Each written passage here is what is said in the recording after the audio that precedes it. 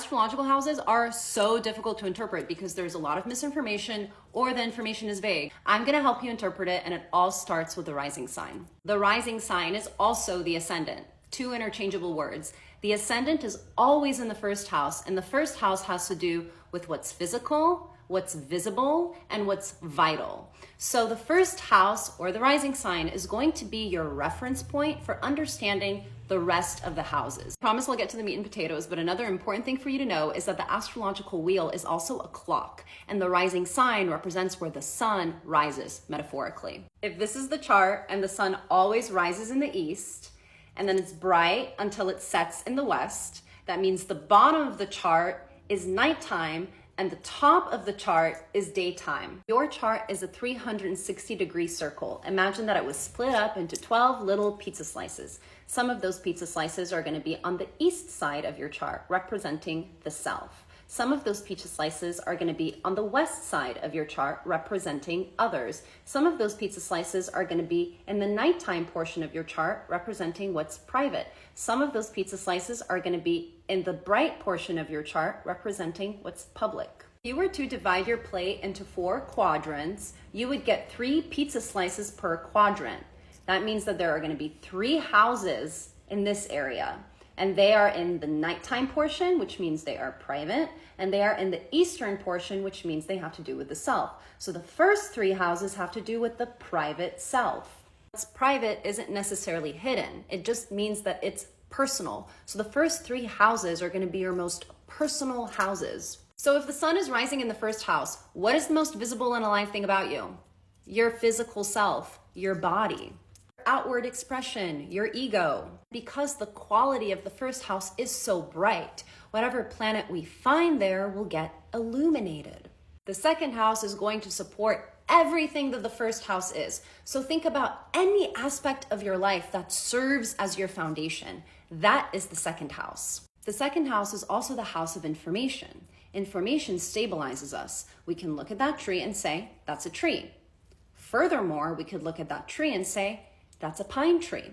Information is what leads to our ability to develop skills in the third house. If this is where the sun is rising, and this is where the sun is setting, and this is where the sun is shining, this is the only part of the chart that I am seeing. This part of the world is asleep. If I were to drill a hole from where I stood through the middle of the earth, it would be dark over here. So the nighttime is also synonymous with what's below me, and therefore is representative of the ground I walk on. The first house is right here and the second house is right here. This is the ground directly below the sunrise. So this is a very, very stable part of our chart. Having a planet in your second house does not mean you're stable, because some planets are in unstable conditions. If the planet is in a stable condition and typically represents stable aspects of life, and it's found in the second house, then it could indicate stability. But overall, the second house gives us information about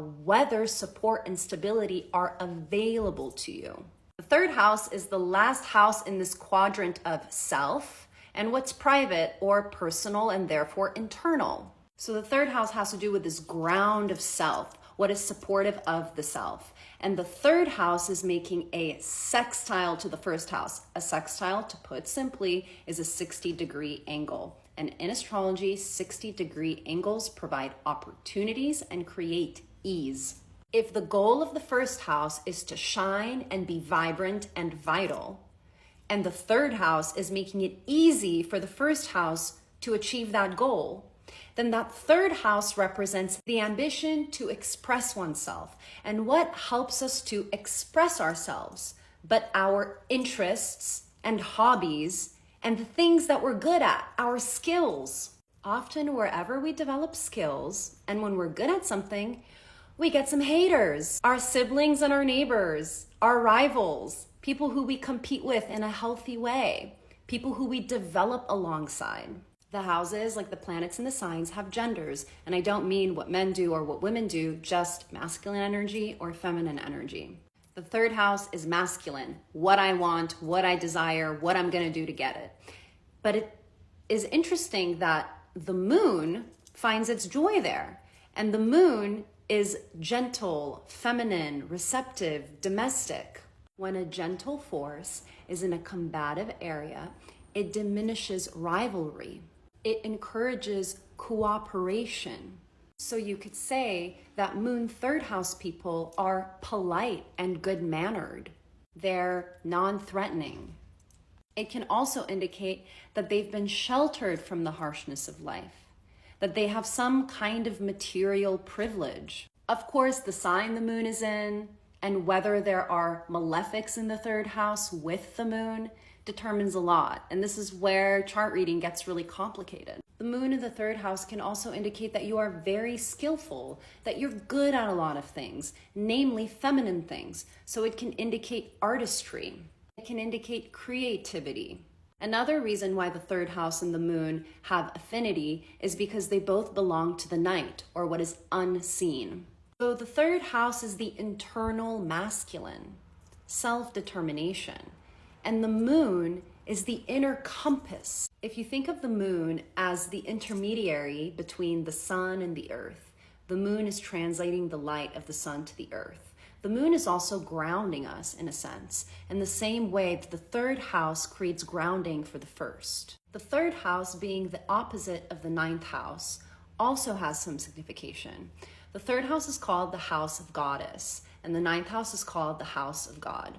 Both houses have to do with travel.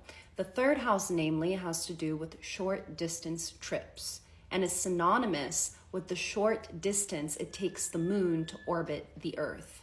Developing oneself via the third house exposes us to the rituals that make sense to us, our hobbies and our habits. It can be a place in which spirituality is explored, and spirituality is another anchor for the self. Having a planet in the third house does not indicate all of these things will be true for you.